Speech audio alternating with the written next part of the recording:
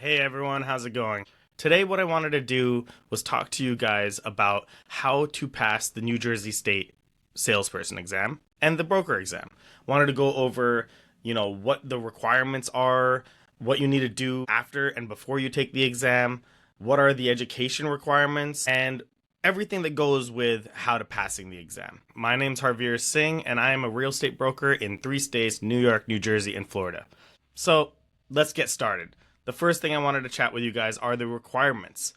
For the salesperson exam, you need to be at least 18 years old.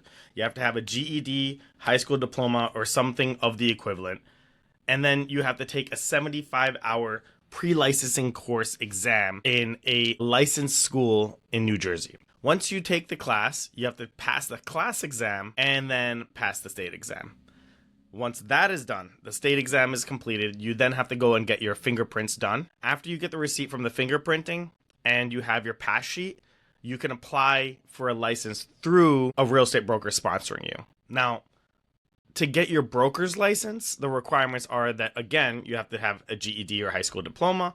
You have to have been doing real estate full-time for 3 years under a brokerage consistently.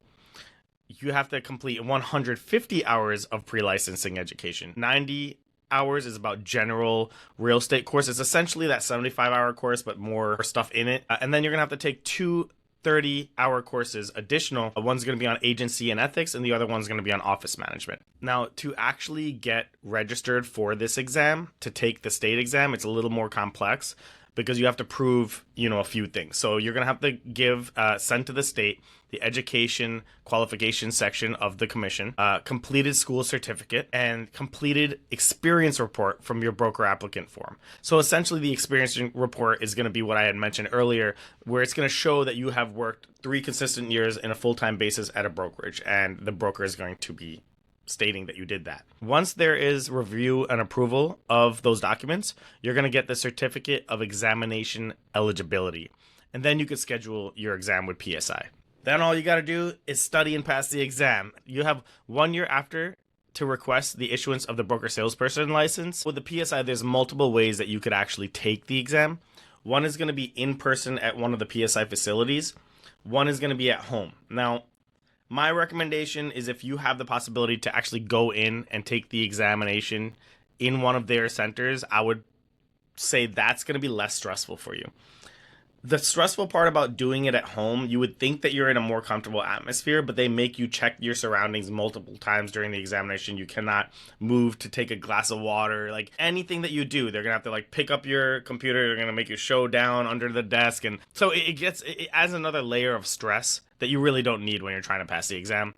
And I've seen a lot of people actually fail because of that additional layer of trying to just take the exam at home, thinking that it would be less stressful. How many questions are on the exams, and what is the percentage pass score? So for the salesperson exam, there are 110 questions. You need a passing score of 70% or higher. That's going to be 77 questions. For the broker exam, it's going to be 120 questions. Again, you need a 70% score or higher. That's going to be 84 questions. Here are my study tips and just tips in general for you to be able to pass your state exam for either salesperson or broker. So the first one is pay attention when you're doing your pre-licensing course and don't go with the cheapest option. So what I mean here is you could go in there, and a lot of people now are giving their courses online. So you could be sitting at home. You could be very easily distracted. Pay attention, because paying attention is half the work. Because if you're not paying attention during 70 hours of pre-licensing course, you're going to have to put all that work in when you're studying for the exam anyway. So you might as well just pay attention. The other thing is don't cheap out on the course. Sometimes you could get the cheapest option, but that doesn't necessarily mean it's the best option. Some of them are pre-recorded. Some of them you have a live instructor and you could ask questions. So I wouldn't say to cheap out, because if you have a bad instructor, you're not going to be learning anything, and it's important to do the right thing and take this new career path seriously. Okay, the next recommendation I have is to complete the pre-education course in the shortest amount of time that you possibly can. Of course, sometimes we have full-time jobs, and we're only available on nights and weekends, so we're just going to have to take the longer course option, which is going to be multiple months.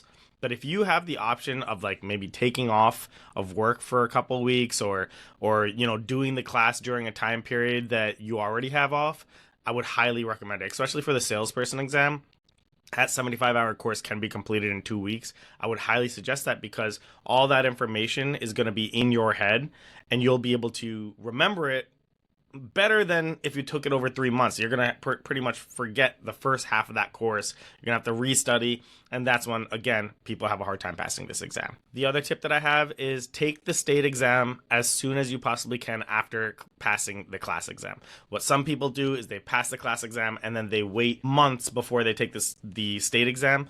The reason why that's worse is because you're trying to either prepare or you're just being lazy and you're going to forget everything. And again, guys, it's better to just do it all quick and get it done. If you're going to take this career path seriously, just do it all in order and do it as fast as you possibly can. It's going to be the best chance of you actually passing the exam. Now, the study tip that I think is the most important, and any person that I told to do this and that actually did it, they usually passed on their first try.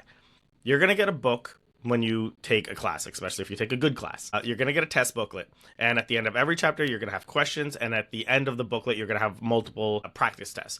The way that I have studied and the way that I pass, and anyone that I told this to would pass in their first try, do every single question in that test booklet 3 times, meaning every end of chapter question 3 times, every practice test 3 times. The same questions. Why the same questions?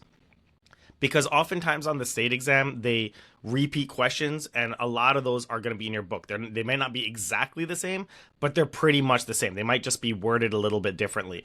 But if you do them 3 times, you're going to just immediately remember them, and you're going to be able to do that quickly on the exam. And trust me, you're going to need your brain for other types of questions that might be a little more complex. This way, if you did these questions 3 times over, you're just going to be able to breeze right through that.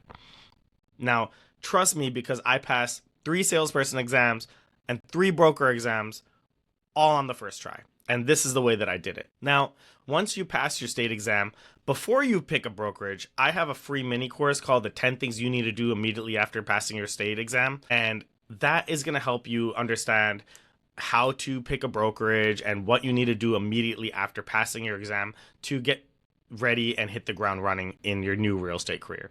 And I'm going to have all these links below in the after you pass the exam and before you pick a broker. I highly recommend you take my free mini course, which is the 10 things you must do the second you pass your real estate exam. This will help you figure out how to pick a brokerage, the questions that you should be asking at the interview, also all the things that you should be doing so that you can hit the ground running in your new career in real estate. Thanks. This was a short video, but I wanted to kind of go over the quick requirements of what you need to do to pass the state exam and become a real estate agent. Thank you so much for checking it out, and feel free to always message me. I'm going to put my email below as well.